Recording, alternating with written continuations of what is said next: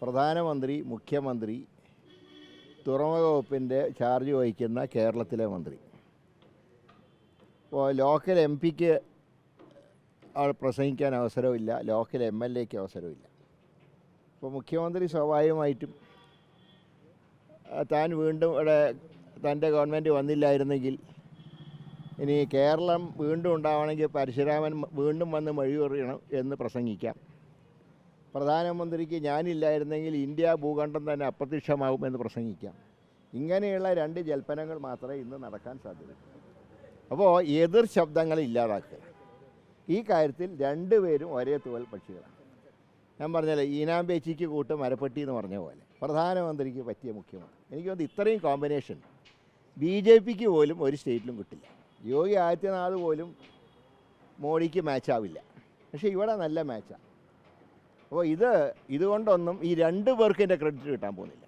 അത് അടുത്ത തെരഞ്ഞെടുപ്പിൽ ഇതിൻ്റെ റിയാക്ഷൻ ജനങ്ങളുടെ ഭാഗത്തുണ്ട്.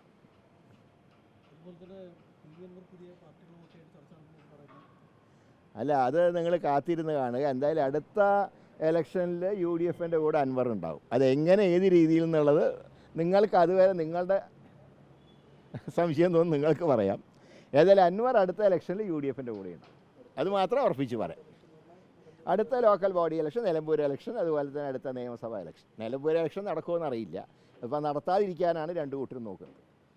കാരണം ഇനിയിപ്പോൾ ഒരു MLA വന്നാൽ എത്ര കാലം പ്രവർത്തിക്കാൻ പറ്റും? 10 മാസം തയ്ച്ച് കിട്ടില്ല. മാത്രമല്ല അടുത്ത മാസം തൊട്ട് മഴ തുടങ്ങുക, ജൂൺ മാസം തൊട്ട് മഴക്കാലം തുടങ്ങുകയാണ്. അപ്പോൾ ഈ മാസം ഒരാഴ്ചയ്ക്കുള്ളിൽ പ്രഖ്യാപനം വന്നില്ലെങ്കിൽ അതിൻ്റെ അർത്ഥം ബൈ ഇലക്ഷന് സാധ്യതയില്ല. രണ്ടു പേർക്ക് അക്കാര്യത്തിൽ ഇലക്ഷൻ നടത്താൻ താല്പര്യമില്ല. കേന്ദ്രത്തിനാണെങ്കിൽ BJPക്ക് ഒട്ടും വോട്ടില്ലാത്തൊരു സ്ഥലമാണ്. മറച്ചു കൊടുത്താൽ പോലും അവർക്ക് രക്ഷയില്ല.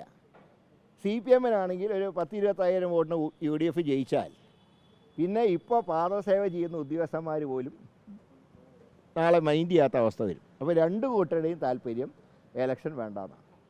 അതനുസരിച്ച് ഇപ്പോൾ കാശ്മീരിൻ്റെ കാര്യവും പറയാമല്ലോ.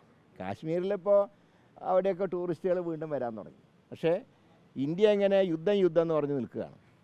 ഒരു കാര്യം പറയേണ്ടത്, യുദ്ധം ഉണ്ടായാൽ ഇന്ത്യ ഒറ്റക്കെട്ടായി നിൽക്കും. പക്ഷേ ആ പഹൽഗാമിൽ നമ്മൾ 26 സഹോദരങ്ങളെ കൊന്ന ഒരു തീവ്രവാദിയെപ്പോലും പിടിക്കാൻ ഈ സർക്കാരിന് കഴിഞ്ഞിട്ടില്ല. യുദ്ധമൊക്കെ വന്നു കഴിഞ്ഞാൽ ഇന്ത്യ ഒറ്റക്കെട്ടായി നിൽക്കുക. അതൊക്കെ പാർട്ടിയുടെ അഭിപ്രായം പറഞ്ഞിട്ടുണ്ട്. പിന്നെ ഇന്ത്യയിലെ ഗവൺമെൻറ് പ്രതിപക്ഷമൊന്നുമില്ല, ഇന്ത്യ രാജ്യമാണ്.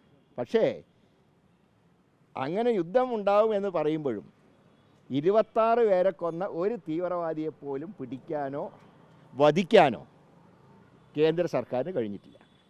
അത് നാളെ ചർച്ച ചെയ്യപ്പെടും. അതേ പറഞ്ഞു.